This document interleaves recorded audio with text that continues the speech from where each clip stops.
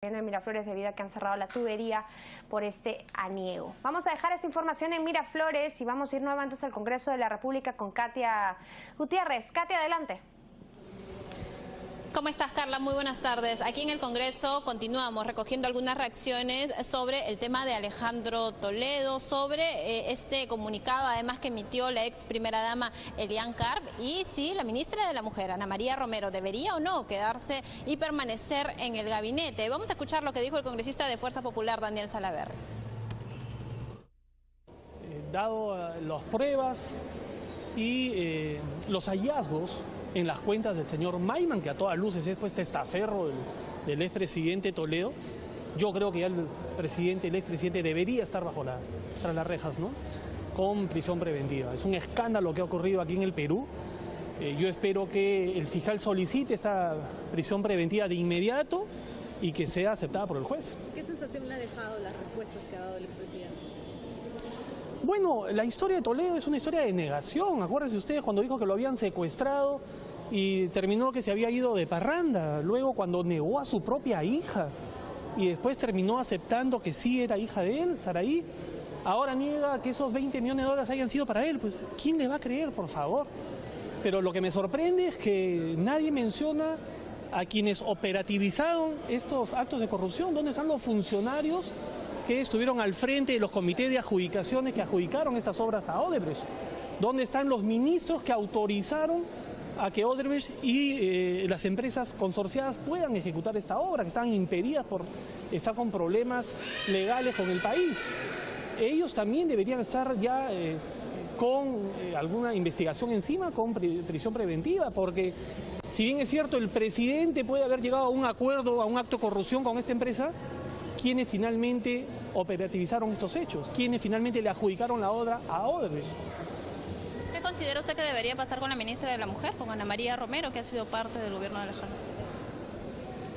Bueno, más que por haber sido parte del gobierno, por haber o por formar parte de la ONG que recibió dinero, yo espero que la ministra, por un acto de decencia, presente su carta de renuncia en la brevedad posible, ¿no?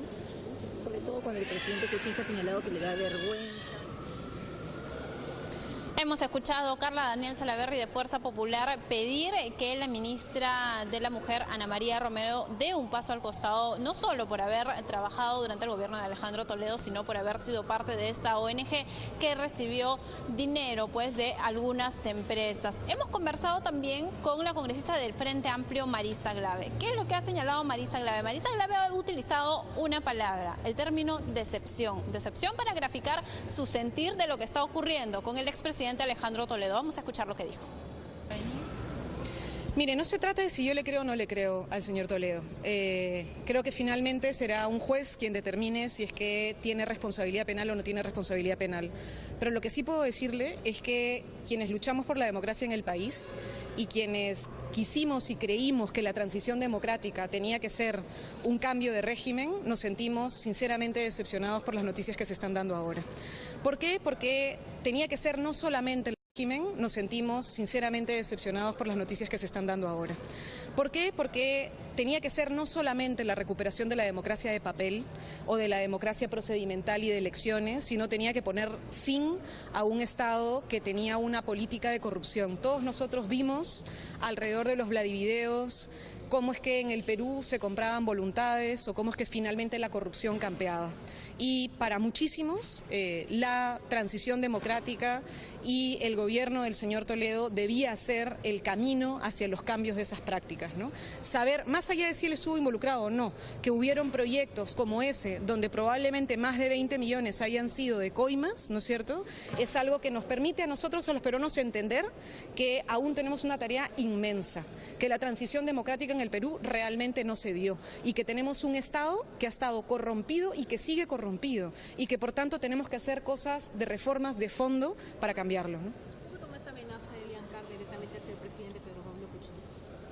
Bueno, yo creo que la señora debería contar lo que sepa, o sea, es decir, cualquier persona que tenga alguna duda sobre cualquier persona que haya sido involucrado en un proceso de corrupción debería contarlo. No se trata de si hace una amenaza o no hace una amenaza. Acá lo que necesitamos es tomar esto con seriedad. O sea, acá hay cosas de fondo difíciles para el país.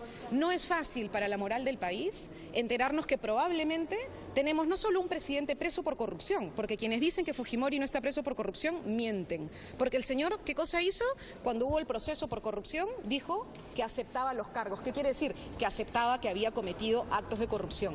Y ahora podríamos tener a otros 2 o 3 presidentes más presos por casos de corrupción. Entonces, realmente estamos en una situación muy difícil en el país, de descrédito muy grande de la clase política, y necesitamos todos y todas tomarnos en serio esto y hacer medidas que ojalá le den la garantía a la ciudadanía de que las instituciones democráticas sirven, porque si no podemos entrar en una situación de crisis muy grande, ¿no? ¿Qué debería pasar con Ana María? Marcar una distancia, hacer un deslinde frente a lo sostenido por Elian Carr. El presidente tendría que dar señales de fondo, me parece, hacia adelante, y luego levantar, como cualquier persona, por ejemplo, su secreto bancario, o demostrar, por ejemplo, que no tiene absolutamente nada que temer. Necesitamos transparencia. Estamos en un momento en el que nadie cree, y entonces tal vez lo que necesitamos son señales de quienes están o estamos en la función pública, de que no tenemos ninguna preocupación de que nos miren y que tenemos la transparencia suficiente. Y luego hay que revisar cosas. ¿Qué cosa creo yo que hay que revisar? Una, insisto, la imprescriptibilidad de los delitos de corrupción. Lo votamos en la Comisión de Constitución y hasta ahora no lo vota el Pleno del Congreso. Y deberíamos hacerlo, debería ser una señal de este Congreso votar y decir se acabó. El tiempo no pasa, no prescriben los delitos de corrupción. Y la segunda cosa es que ya es tiempo de mirar las alianzas público-privadas y los mecanismos de concesión. ¿Por qué? Porque nosotros vivimos en una sociedad que cree que esa es la manera de resolver la inversión. ¿Y qué cosa estamos viendo? Escuchábamos entonces a la congresista Marisa Glave del Frente Amplio. Es la información que tenemos desde el Congreso de la República. Carla, seguramente vamos a volver más adelante. Vamos a continuar conversando con algunos parlamentarios sobre estos temas. Contigo. Gracias, Katia Gutiérrez, por estos detalles desde el Congreso de la República. Y en nuestro recorrido por